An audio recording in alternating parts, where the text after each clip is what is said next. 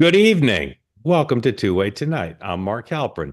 We have a lot to talk about, and I'm glad you're here. Maybe you were here Friday when I did, and I'll admit it was a little theatrical on purpose. I did a little bit of a riff, a monologue, a jag on MAGA folks not being able to be critical of the president or anyone in the administration because they're so caught up in the tribal stomping on the opposition that they will find an excuse to ignore anything that is troublesome and would, if it were done by a Democrat, bother the bejesus out of them. And I made it a little bit about myself because in the moment I was saying something about Elon Musk and conflicts of interest, which any normal person who's not completely so pro MAGA they can't think straight would see there's some questions about the guy's conflict of interest. He's got all this business before the government. Anywho, I was pleased to see many of you in the chat and on social media, I won't say which platforms, say, you know what, Mark doesn't have Trump derangement syndrome. He's just trying to be fair to everybody. I think what happened for decades with liberal bias and all these institutions was horrible, and I get why Republicans are mad about it, 100%. But that doesn't mean we should drop all standards about stuff that happens today. Because the job of not just people in my business, but of any responsible citizen is to demand accountability from people in government. People in government are extremely powerful. And there's the issues of competence, and there's issues of policy, and there's issues of corruption, that this should all be fair game. And I don't expect Republicans to be as critical, maybe as Democrats are, of things that go wrong in the Trump administration. But I don't expect them, and I think it's horrible for the country, and unfortunately, it's become the norm to just drop all standards. Okay, so there's a bunch of stories I want to talk about. I want to talk about what's going on with tariffs. I want to talk about the Colorado legislature deciding to take down that ridiculous picture of President Trump. And mostly, I wanted to talk about what's going on at the grassroots with the Democrats, because I heard from some grassroots Democrats today just lovely messages of determination to say our leaders in both parties, their views letting us down, but they're really energized by the grassroots, and it's a little bit of a different take than I've heard and I've said about what bad shape the Democrats in.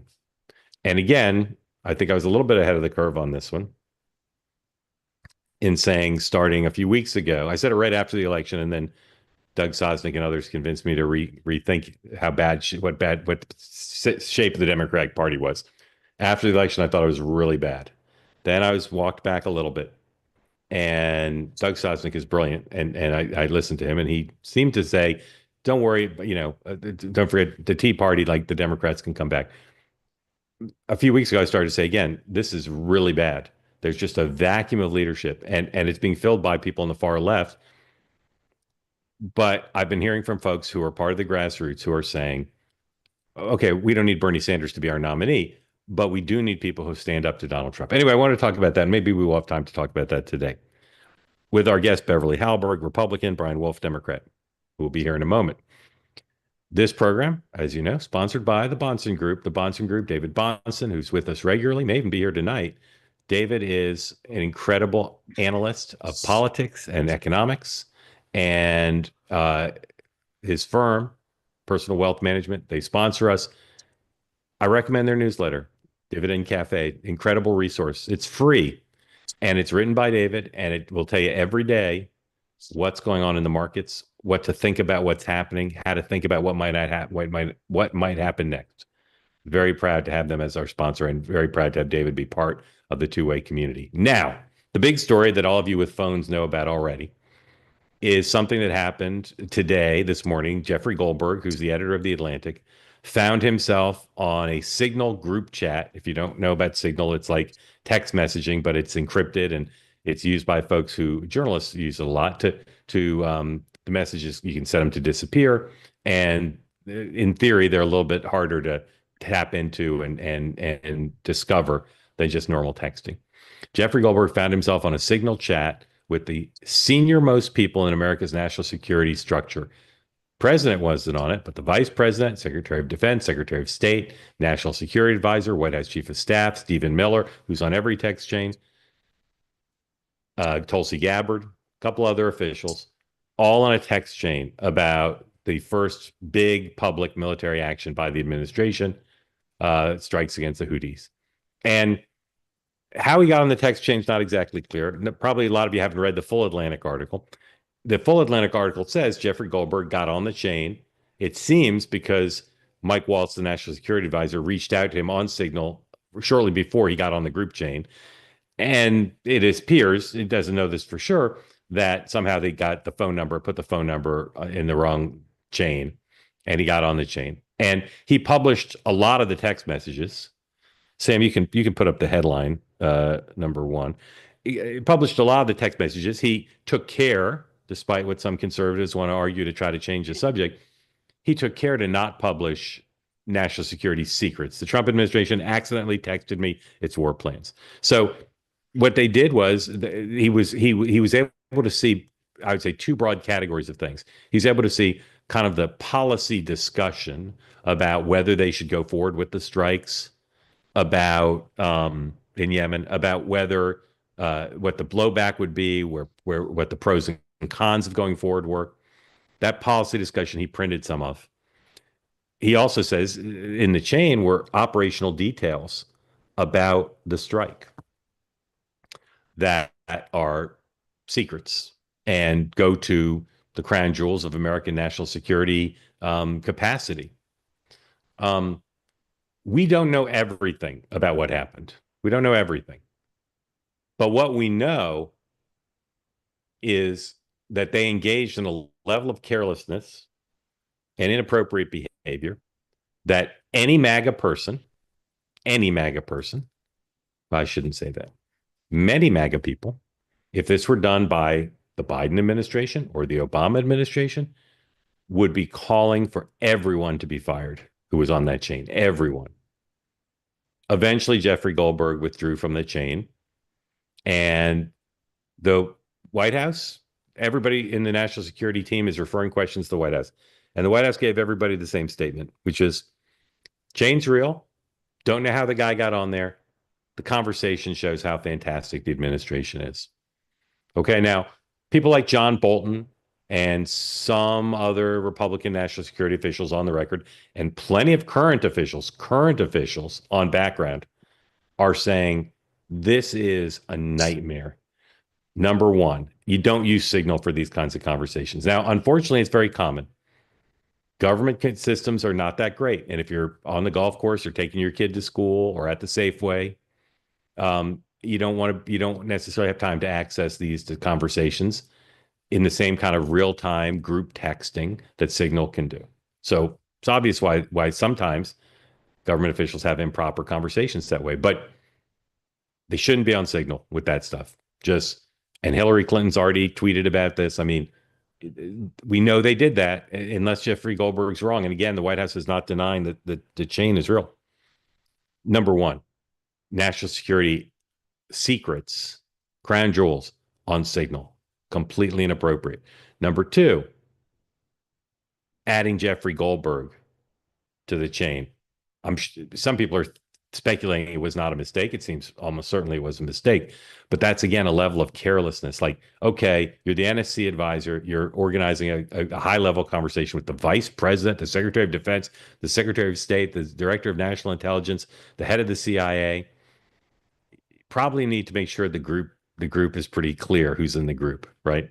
So that's number two. Number three, Signal, according to Jeffrey Goldberg, some of the messages were set to disappear like in, I forget, a day and some in 2 days or something. But you can't in the government create records like that disappear. Now, is it possible that someone on the NSC staff was screenshotting them all and saving them in the archive? I suppose, but I doubt it.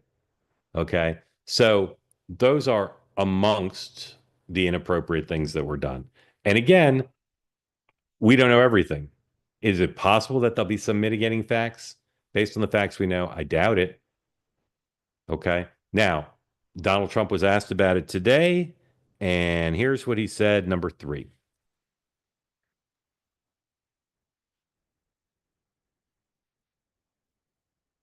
Mr. President, your reaction to the story in The Atlantic that said that some of your top cabinet officials and aides had been discussing very sensitive material through Signal and included an Atlantic reporter for that. What is your response to that? I don't know anything about it. I'm not a big fan of the Atlantic. To me, it's a magazine that's going out of business. I think it's not much of a magazine, but I know nothing about it. You're saying that they had what? They were using Signal to coordinate on sensitive materials and having to do with what? Having to do with what? What were they talking about? With the Houthis. The Houthis? You mean the attack on the Houthis? Right. Well, it couldn't have been very effective because the attack was very effective. I can tell you that. I don't know anything about it. You're telling me about it for the first time. Anybody else?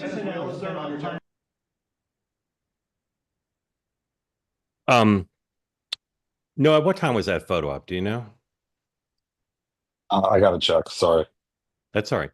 Anyway, so there's two possibilities regarding what President Trump said there, because that was after the Atlantic story came out, obviously. Number one, the president knew about it, probably didn't know about it during, not a big Signal user in my sense of the world, but around 2 p.m. I see in the chat, which accords with my sense. So number one, he didn't know about it, and they didn't tell him about it. Okay? That's Biden-esque. That's something that Republicans would be highly critical of. I think it was around 3 o'clock. 3 o'clock. 3 o'clock. That's his comment, yeah. Okay. This is and what time did the Atlantic story run? Like 11 o'clock, maybe? I think so. Late morning. Yeah, late morning. Okay. So it's hours. Okay. If they didn't tell the president of the United States about this for hours, they should be fired for that. Or he's lying. Probably the latter. Not the biggest lie he's ever told. And he's done stuff like this before, of course. But that's outrageous. Okay? Because if I'm Aaron Sorkin and I'm writing the role of the president in the West Wing and this happens, he's pounding the table and saying, we're going to get to the bottom of this. And whoever did this will be fired. Because this is a firing offense. I'm a very forgiving person, believe in the presumption of grace for all peace, love, and understanding. And mistakes happen. But these guys and gal, at least one gal, two gals, Susie Wiles and Tulsi Gabbard, like no one on this Zoom would think it would be okay to have a national security conversation on Signal. No one. Not one of you would think that was okay. So do I think they should all be fired? I mean, again, I'm a very forgiving person, and it doesn't make sense for them all to be fired. Joe Biden fired like 2 people the entire administration, and a lot of people made mistakes. There has to be accountability for this. It doesn't mean somebody needs to be fired, not necessarily, but Democrats will call for that. And Republicans on Capitol Hill have mostly been quiet so far. But I'll say again, imagine the reaction of national security Republicans if, just based on the facts we know now, this was done by a Democratic administration. And that's part of what I'm trying to do here on this program and on this platform, which is there has to be standards here. There have to be standards for government conduct, government officials. This was not corruption as far as we know.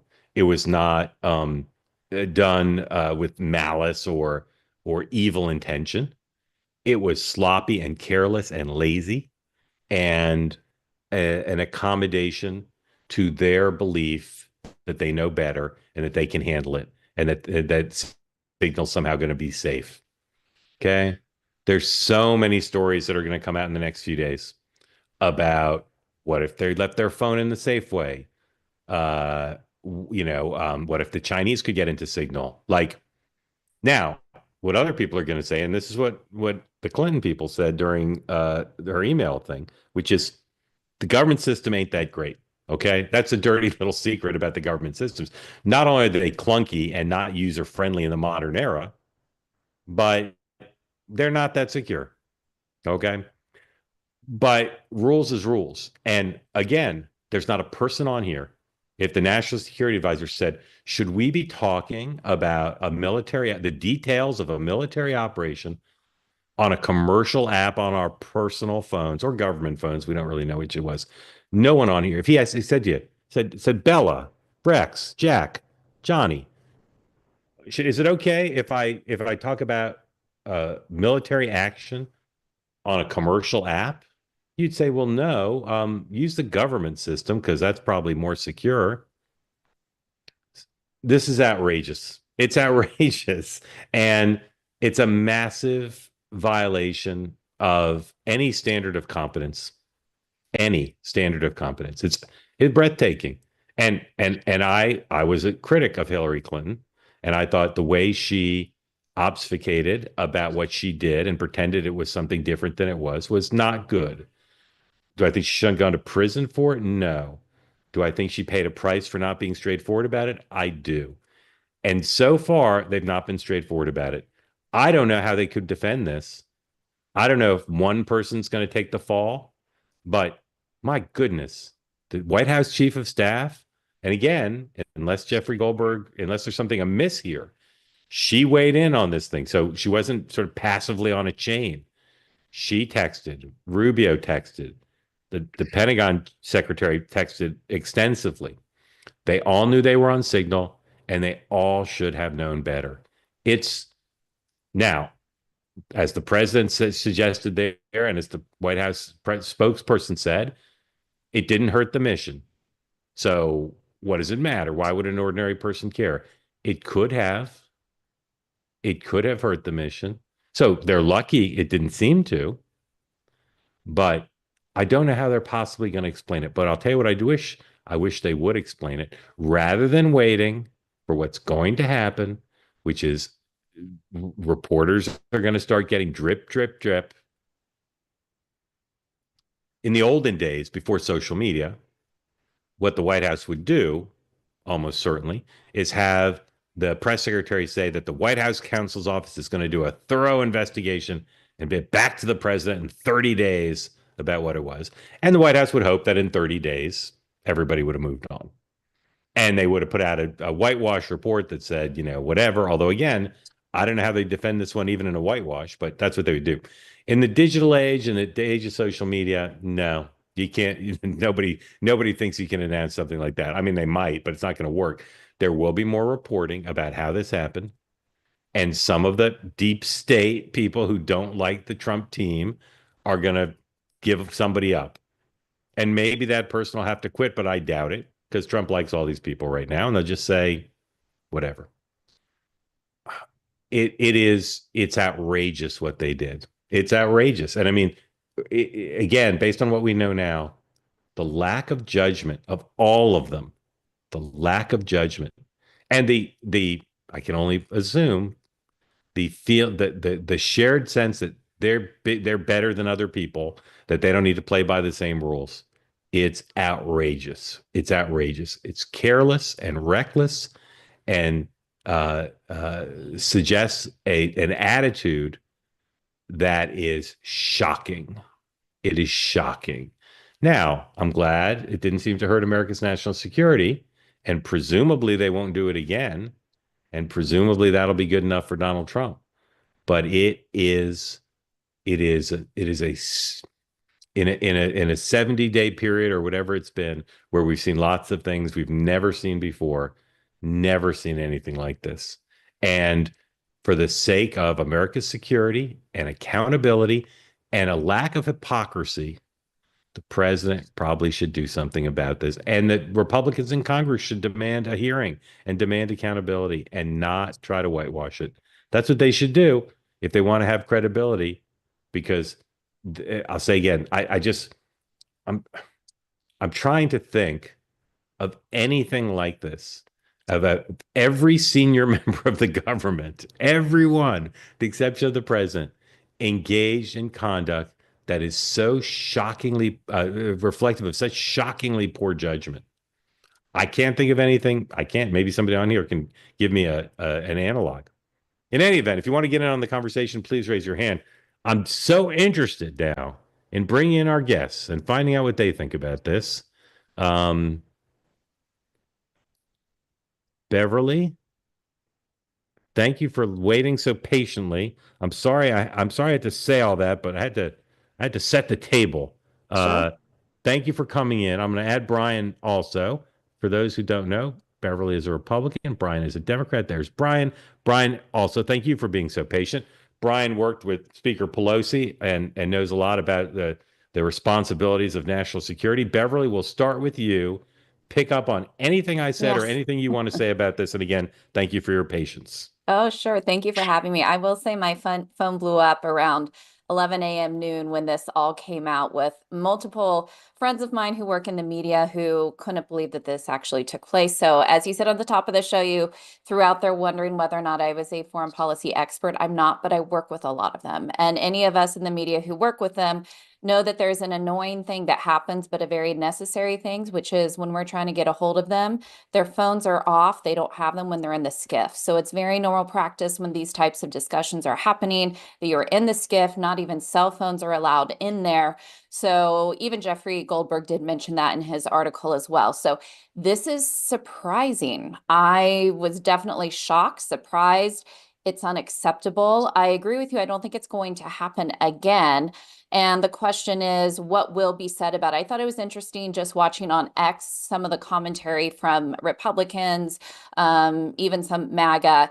I think everybody thinks the story is true. Nobody is denying it. Of course, you'll see some people say we hate the Atlantic, but in general, everybody is saying that this is true. And I really want to know how this happened. I was almost wondering if it's because they are having so many people give feedback on different military strategies. So it was tough to get them in one room, in one location. I'm not using that as an excuse. I'm not saying that that's the correct way to handle it, but I'm wondering if that was the excuse. Now, I will say to finalize this, I saw in our chat, Patty, who's on, sorry, Patty, I don't remember your last name, but she said maybe Elon should create an app that is very secure, since I agree with you, government systems aren't really secure very often. But I think it's a huge problem. It's whether or not the news cycle, I think it has legs, but there's so much news with Trump. It's whether or not people will continue to push the story or whether or not it'll be swept under the rug. Okay, thank you. Brian, before you go, I want to say one thing keying off of what Beverly said. So I looked at a lot of MAGA tweets today. Okay. Elon should create an app. Jeffrey Goldberg, why is the National Security Advisor talking to Jeffrey Goldberg? This proves how great the national security team is because the conversation was so awesome. Um, Hillary, what about her emails? Like, I saw a bunch of things, some of which are interesting points, whatever. Anyone who tries to change the subject from the accountability question is doing the nation a disservice, Brian. Yes, absolutely. I think you're right on target. The one thing I would say in all issues of fairness and in the way we look at this, I think you really do have to travel back and you have to just take yourself, Google it, whatever you want to do, but please do it. Do the research here and look at what Hillary Clinton actually went through and for what period of time she went through it for the emails. And the FBI had already determined that there was nothing illegal, there was nothing untoward about that, but she still was drugged through it like she should have been. By the way, she shouldn't have been doing that. It was wrong, absolutely 100%. But there is no way. Brian, I don't want to get distracted talking about Hillary, but they did destroy a BlackBerry. Right. Yeah. They did not cooperate with the investigation, despite what they said. So I'm saying she's wrong, yeah, Mark. yeah. But I'm also saying saying that if we go yeah, back and look at the yeah, process, yep. I'm talking at the process of outrage from the legislative level Yes, and sir. from others in the media. Okay. It was given the appropriate level of outrage. Okay. And I, as a Democrat, am saying that it's not political. This is our national security. It's like just do the job of what the accountability that needs to exist here. It needs to be done in the same way. So look back to look forward because you need to know exactly, everyone needs to understand exactly what happened during that process to be able to apply the same fairness here. Because this is outrage. This is horrible for our national security. And what would we think if something really bad happened and it did get in the hands, like you describe, of foreign actors that are not our friends? And there's plenty of them these days. So, I would just say, just for a moment, pause for a minute and let's apply the same standard. That's all. I see in the Democratic Party, and you mentioned this at the top of the hour, I see in the Democratic Party that there is no leader, There is no one stepping forward with any collective voice to do anything. So if we're also expecting on the oversight side of the fence for there to be this same level of outrage and investigation and what needs to be done, I'm really not convinced of that, and I'm not confident of that. I'll ask you both, Beverly first. Thank you for that, Brian. Well said. Beverly, how could this happen? How could something like this happen? What's your theory about how eight of the 10 most powerful people in the foreign policy, national security establishment could put this stuff on Signal? How could that happen? Yeah, I disappointed to say the least that this came out, because not only could this put national security at risk, including those who were in part of the missions that happened, their lives on the line when this type of stuff comes out. But also, I think it does nothing to help with sometimes the narrative that is out there that this is the JV team, people who haven't done this before. Pete Hegseth had a really hard time getting confirmed for his nomination for a variety of reasons. One of those is him being a TV host prior to that. Now, he did serve our country. I thank him very much for his service, but he has a tall order in order to prove to the country that he is up for the challenge. And so I'm rooting for his success. It's good for him to succeed. It's good because it's good for America. And I would agree that I think his assessment on how to handle the mission itself was accurate. I think that did stand out, but that doesn't make the fact that there was a security breach and how this was discussed, that doesn't supersede that. This is a major issue. As somebody who is supportive of Republicans, supporter of this administration, they need to come out quickly and they need to explain what happened and make it very crystal clear that this isn't going to happen again. That's what I think most of us are waiting for, who do realize the severity of the situation. Beverly, before we go to Brian, would you accept no one being fired over it as long as they explained it? I think if there's a very clear, this is what happened, and I don't know if there's anything that could be understandable, but I'm going to give a little wiggle room for tell me how this happened. What actually took place? Give me some more details on that. If these were people who knew, like all of them were saying, we know we shouldn't do this, we're doing it anyways. Is this ignorance? Was this malicious? I don't think malicious, but was this, we know we shouldn't do this, but we're doing it? I'm just reserving a little bit of room for some explanation on this before I say somebody needs to be fired. Yeah. Brian, go ahead. I actually think Beverly's absolutely right. All I'm saying is, please let's lift up the hood, look a little bit closer at the facts, not jump to any conclusions, but let's just uncover the facts on how it happened to begin with. Okay. And then fix the problem. I don't really think that anyone was ever fired for the Hillary Clinton issue. I wouldn't suggest that the people, they need to be accountable, but I agree with Beverly. I think we just need to look at this and uncover it so it doesn't happen again in the future. But I think it deserves the same level of oversight that was done previously. That's all I'm saying. That needs to happen. It cannot be something that comes out in such a partisan way from the White House, and we're supposed to excuse it away in a news cycle. That's not going to happen. I wonder, there's a thing called PIFIAB, the President's Foreign Intelligence Advisory Board. I know they named the members. I don't know if they're all up and running, but folks on PIFIAB should be demanding answers. Brian, Beverly mentioned Pete Hegseth, less experienced in these things than some. Marco Rubio, ranking member on the Intelligence Committee. Mr. Waltz, the National Security Advisor, incredibly impressive resume, not only a member of the intelligence community previously, but as a member of Congress. I mean, he must know better as a member of Congress who dealt with intelligence matters, as a member of the intelligence community. How could Mr. Waltz, how could he possibly have thought this was okay? You know what? He couldn't. And the thing about it is if you go back and you follow the trail and you look at who joined when they did the call out, or who's joining for what agency and what group, go back and look at that. Because I would do what I did today, which is I went back and Googled the people that were on that to show who they were representing also on that chain. And I would say that people need to do that, because that's really what the oversight is going to look like here. They're going to uncover exactly where this entry was made by the Atlantic. And, and I think that we're probably going to uncover, like Beverly said, a lot of things that we don't even know today.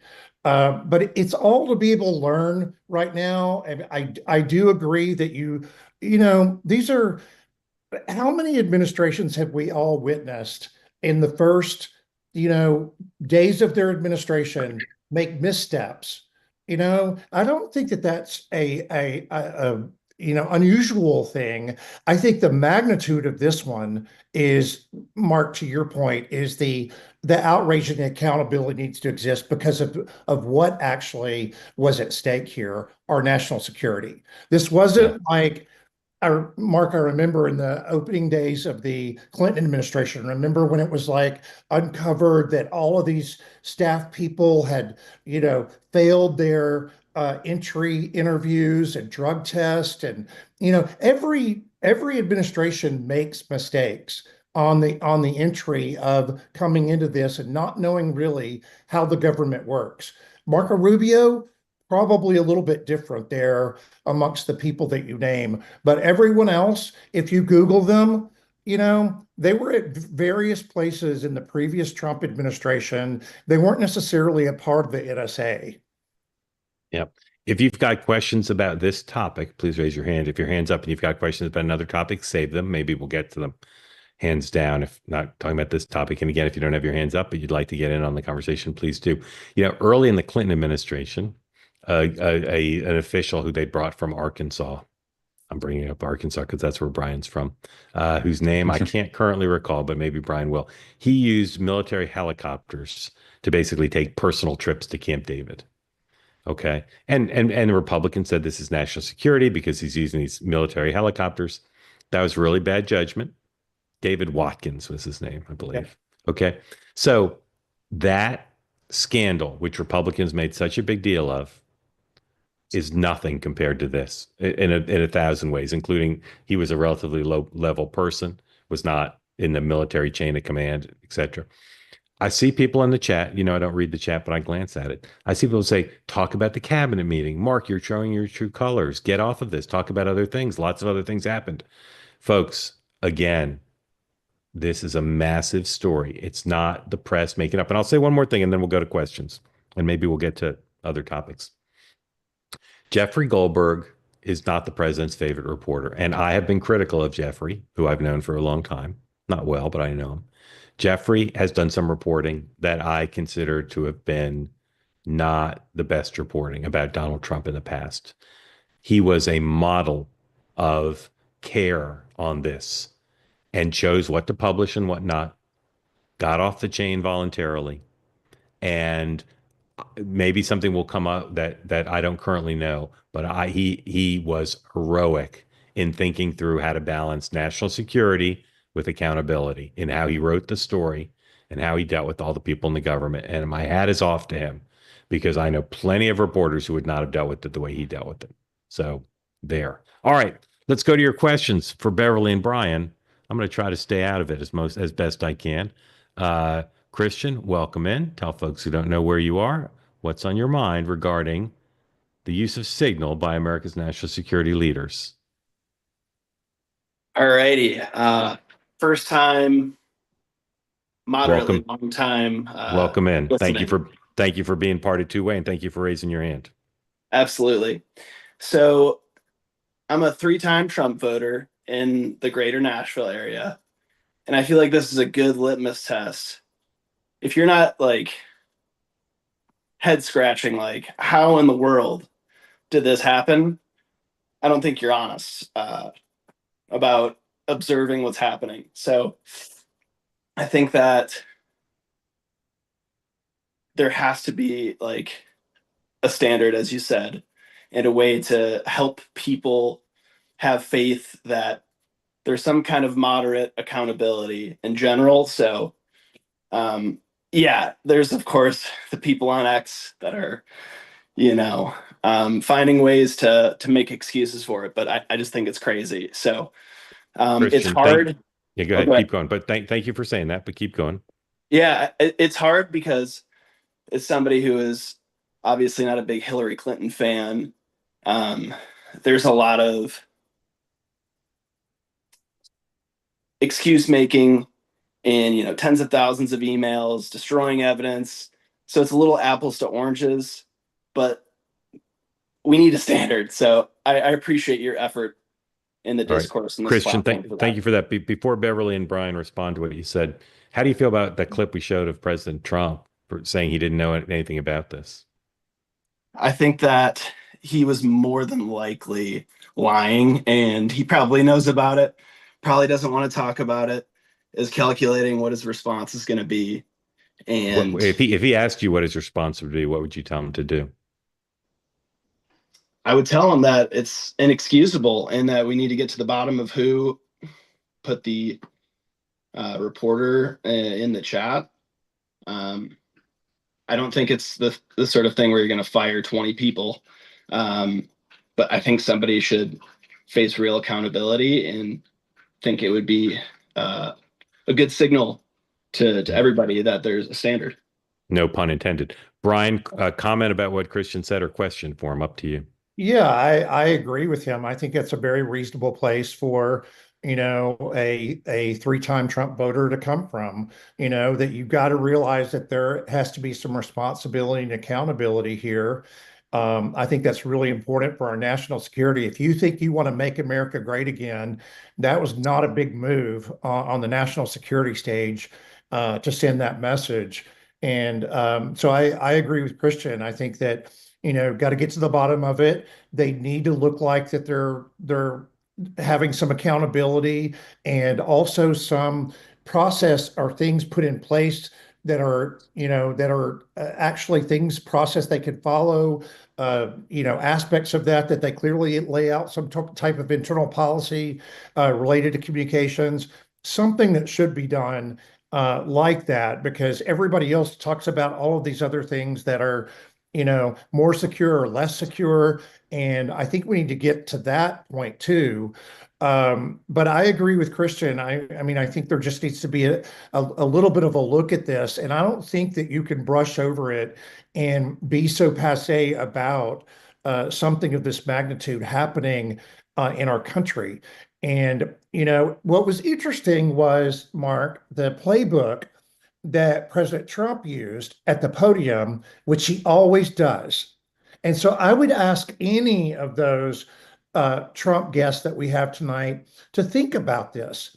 Rather than look at the facts and rather than look at what had actually happened today or beyond today, before today, what actually happened here. Okay. But the first thing out of Trump's mouth was to be able to take down the Atlantic. See, the first thing you do is you take it out. Remember that old Tylenol, Advil fight? You take the brand down first, and then you address the question. And that's exactly what he did today. Was he took the brand down first? In Atlantic Magazine going out of business, or whatever, to be able to say that and not be able to talk about something that's so vitally important to our national security. So, wow, that is the standard of which we're to judge this incident. I think people really need to take a hard look at that, and and there's no bias in our national security. By the way, it's not Democratic or Republican. It's American, and we need to think about it that way. Amen. Beverly, comment Yeah. or question for Well, Christian, if yeah, you wish. I just want to thank Christian for his comment. I agree with you. And one of the things I've been saying to Trump supporters, to Republicans in general, is that it is okay to critique things that need to be critiqued, and not just because it's the right thing to do. But I also find with this president, with Trump, he does almost put the fleece out there and see where people are on certain issues, and he listens. I've seen when people start pushing back on certain issues, he changes course. He reads public opinions, he reads polls, he wants to know how this is going to be perceived. So I do think if enough people speak out and say, hey, look, we support your administration, we support the Secretary of Defense, this isn't the way to handle national security, I think he would take that in. And I'm probably one of the outliers in thinking that he was not read in fully on the situation. And the reason I say that is he asked the reporter additional questions. Who are you talking about? What situation? Oh, the Houthis. They're when he if somebody is lying, they usually just jump right into the talking point that's developed to say, oh, I have no idea about that and move on as quickly as possible. I actually think since he asked some follow-up questions to make sure he understood what this reporter was talking about, that it was the first time he had heard it. And that goes back to what you were saying, Mark. If that's true, I think it's concerning, especially since Susie Wiles was in on that call, that she didn't read him in as chief of staff prior to speaking to the press that day. Beverly, I say with respect, you need to follow Donald Trump's lying patterns more closely. He asks those questions that, theatrically. I think maybe you're right. Maybe I'm wrong. Maybe you're right. But I think it's inconceivable to me that he wouldn't have known about it. He's obsessed with the media, and this is a huge media story. So we'll see. But I bet he knew. Christian, really grateful to have you part of two-way, and thank you for kicking us off as a three-time Trump voter with clarity about it and not overreacting, but making it clear that this is not acceptable. Grateful to you. Please come back. All right, Peter, come on in. Please tell us where you are. What's on your mind? After you unmute. There you go. Go ahead. No, you're unmuted, but we can't hear you. Peter, I'm going to mute you again and let you work on that because we'd like to get you in. But let's go to Jen. Jen, welcome in. Tell folks who don't know where you are, what's on your mind about the use of Signal by America's national security leaders. Well, this is my day since I was on this morning. I'm very upset about this. This is a terrible rookie mistake, and I think at the very least it should highlight that we do not have the right communication systems in the government, that if they're so antiquated that people are looking to these new apps as a means of communication, that's not anything top secret discussion should ever happen. And how many times have you voted for Donald Trump? 3 times. Yeah. I'm all in. Yeah. What would you tell the president to do if he asked you how he should handle this going forward? Find out what happened, get it corrected. I think whoever happened to maybe be responsible should offer their resignation. I think it should be up to Trump to decide if he wants to accept that resignation or not. But I think that's the honorable thing to do. But, you know, anything having to do with the military operation, there are military personnel whose lives are at stake. And that's not acceptable. It just isn't acceptable. I agree with you. Jen, okay. Jen, thank you. Really appreciate it. Thank you for coming in. All right. Let's go to Mike Bowman. Mike, tell folks who don't know where you are, what's on your mind tonight. Unmute here. Hi, this is Mike Bowman. I'm in Fort Worth, Texas. There's a broader issue, is why is a military operation like this being planned using text messaging? It seems like this is just the way that things are done nowadays. It's even done in my profession. Big discussions are done like this, but this just seems over the top for using text messaging. Why the people ought to be in the same room? Yeah, I think for convenience. I think that's why they did it. They did it for convenience because that's what they're used to doing. It involves killing people. Yeah. How many times have you voted for Donald Trump? 3 times. Yeah. What would you tell the president to do? I'd be telling that first, don't put this in writing, get into a room and, a room that's secured. But then I think the last person who spoke was right.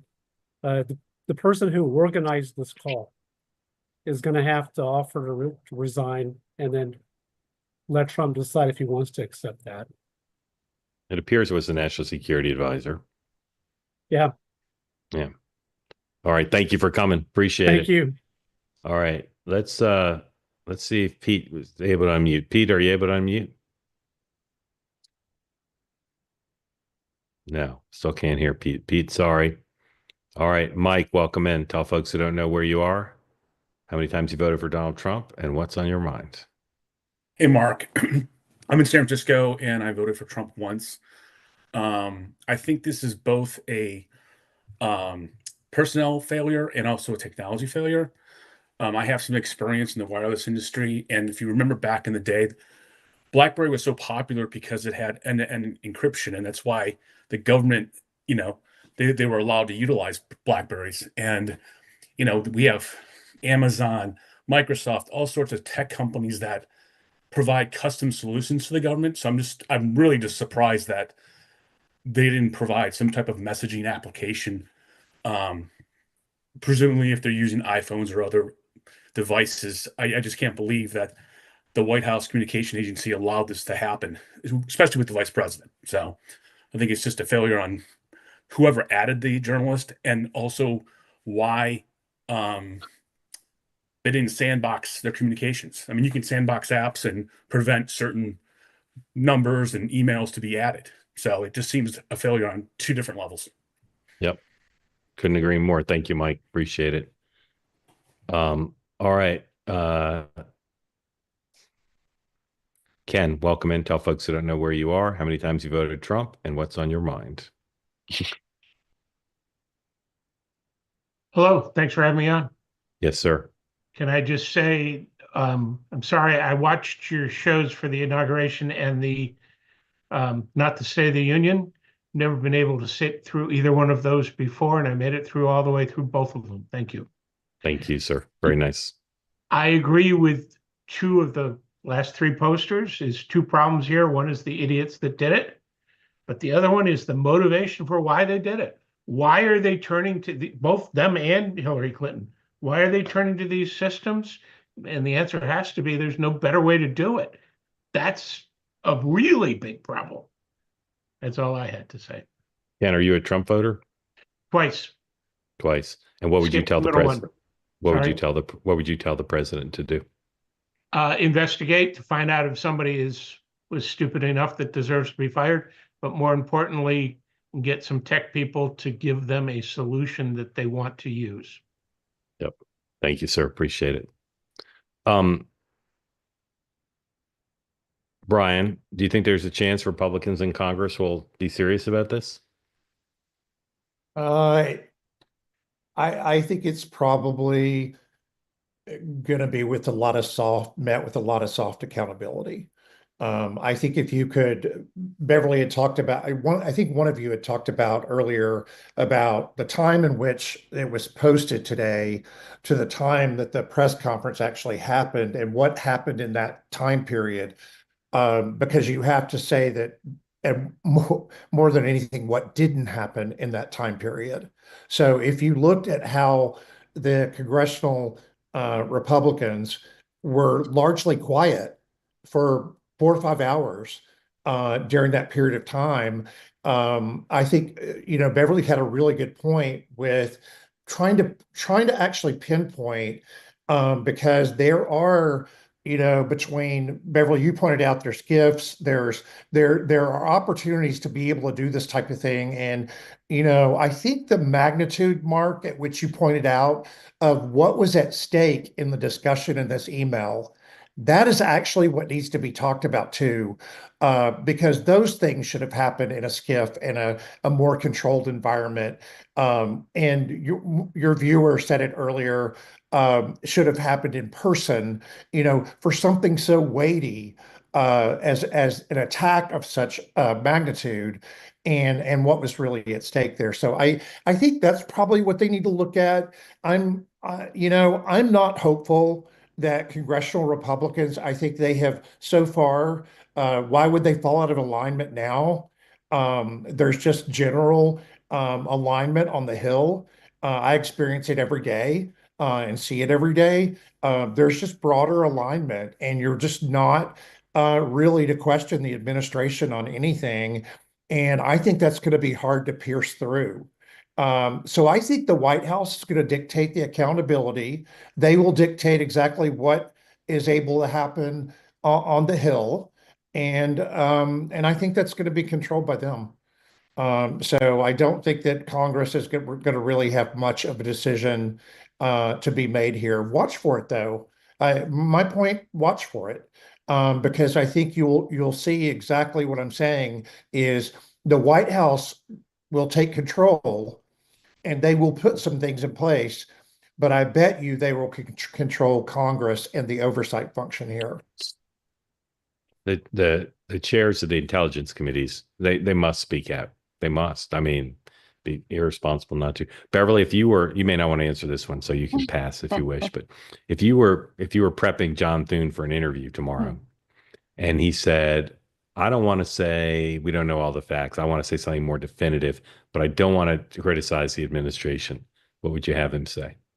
I would have him talk about how this or what needs to take place so this doesn't happen again. I think there should be a concerted effort for a narrative to be pushed out by Trump, everybody in the administration, all Republicans, to say that this wasn't the proper protocol. This won't happen again. We will ensure X, Y, and Z happens moving forward when it comes to national security meetings and conversations. I think you quickly go to what will happen next, because this isn't something you can explain away. There's nobody, even thinking about the people watching today who are Republicans, who are Trump voters, nobody's okay with this. And I assume that there are a lot of phone calls happening between members of Congress and the administration saying, what happened? What in the world is going on? So I think there's a lot going on behind the scenes, but Republicans need to have the same narrative explaining what the proper process will be moving forward and that this won't happen again. All right, let's bring in Reed. Reed, tell folks who don't know where you are, how many times you voted for Donald Trump, what's on your mind after you unmute. There you go. Hi, Mark. Thanks for having me. North Carolina, 28-year-old independent, Gary Johnson, first time Trump. I had a question, not to take us off the topic. I actually had to skip forward like 10, 15 minutes because I was watching YouTube, but I wanted to ask a question. So I don't know how long you guys have been going on the security mess up. The whole hour, sir. Well, for good reason. That's awful. So here's a Trump supporter putting the hand up saying that's terrible. Tell me in your own words why you think it's horrible. Well, I will admit I do not think it's as horrible as you do. But I think the part that rubs me the wrong way the most would probably be the arrogance aspect that you talked about. That they're just not. If we need a better channel, make a better channel, right? Don't just shortcut it and use Slack or whatever. Let's address the problem. But hey, tell me why, in what way you think I'm making too big a deal about it. I guess in the sense that, is this not inevitable? Does this not happen every day, all the time? This sort of thing? I hope not. Not to my knowledge. Fair enough. I mean, how should they? And again, I had to miss some of the. Hold on one second. Let Brian in. Go ahead, Brian. One thing to really watch for, and this is per your point, Reed, is one thing I would watch for is tomorrow, Tulsi Gabbard is due to testify. And that right there is going to be telling, because on March 14th, she came out and said, any unauthorized release of classified information is a violation of the law and will be treated as such. Watch what I'm saying and watch the standard that we applied that tomorrow when she testifies. Pay attention. I'd ask everybody to pay attention, because that's what you will want to see right there. If they're going to put some accountability in place, then talk about that, talk about the process. But she's due to testify tomorrow and will. Yeah. And Reed, just to go to your point, I know you wanted to raise something else, but I'll be curious to see whether it turns out that Tony Blinken and Jake Sullivan ever used Signal. I bet they didn't. Pretty scarred by the Hillary stuff. Beverly, hold on one second. And I just want to say something on this, which is for those who are listening right now who are Republicans, they may actually think that there is an overreaction because there hasn't been enough said about Joe Biden himself not even being capable of being president in the end of his term. So I think there is an emotional response of, this seems biased, and how much focus is on this when there's so much we could have said about the Biden administration. So I think there are a lot of Republicans who probably feel that way. It's like, yes, this is unacceptable, need to change it, fix it right away. But there's going to be a lot of focus on this by certain media outlets, and they're going to say, where was the focus on Joe Biden? Yeah, I agree with that. And Reed, just to be clear, you said this is common. The mood music of the excerpts released by Jeffrey Goldberg don't prove, but suggest that this group has done it before. So it'll be interesting to see, are they using this to talk about Gaza? Are they using this to talk about Russia and Ukraine? So I don't think the previous administration did it. Maybe they did. I don't know, but I doubt it because they're pretty scarred by Hillary. But if they used it for other things, you're right, it would make it more common, but it would also make it worse. Now, what was the other topic you wanted to raise, sir? No, that's all. Thank you for all that. Okay. The other part I just was curious about. I've been listening to this platform since well before the election, and I've loved it. It's great. Thank you.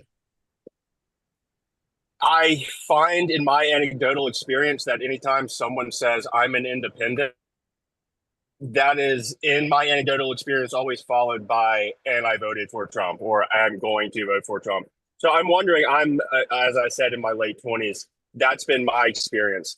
Has that always been the case in your experience in a longer term, or in the past, has an independent been more middle road? Or just if you could speak to that, I'm curious. Most independents now and historically are not actual independents. They lean pretty clearly left or right. They vote pretty consistently for one party. The number of people who are true independents who vote for different parties at different times is very small, less than 10%, maybe less than 5%. Brian, then Beverly. Yeah, Brian, go ahead. Yeah, I would agree with that. Reed, I think the point you're making is a good point. I would have to say that Mark is, we kind of hollowed out the center, and, Democrats were cast to the left and Republicans were cast to the far right. And, I think that's what's really wrong right now with the Democratic Party is the loss of all of that, which I would call them more centrist voters that, I've worked for in my career. And, I've worked for everybody from Nancy Pelosi to much more conservative members of Congress.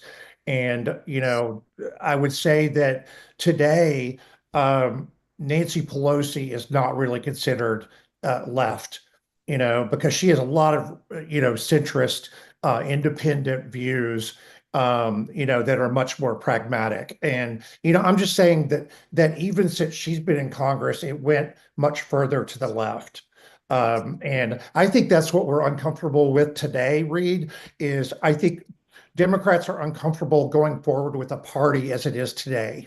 It cannot sustain itself. If you look at Paul Begala, Mark, our friends, Jim Carville, Doug, or anybody else out there talking about this, they are talking about how to regain that, those issues, that tone. It reminded me of what Rahm Emanuel said last week. We need to be a lot more concerned about what's going on in the classroom, not the bathroom. Yep. And, I think that's a really good example of how Democrats lost their voice. And to your point, Reed, how we lost or anything about being independent as a country, whether you're Democrat or Republican. Brian, thank you.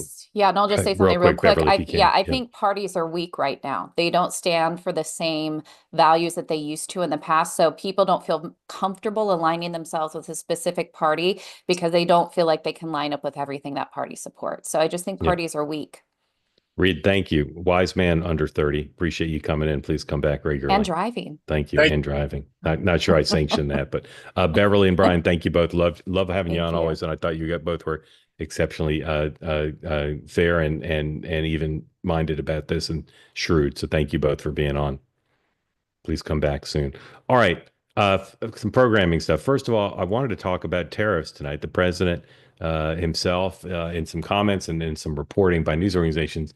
The tariffs maybe not as severe as some had feared, although again, my best sources keep telling me nothing is decided till everything is decided. In any event, number 12, please, Sam. Courtesy of our friends at the Bonson Group, the market liked apparently what they saw today.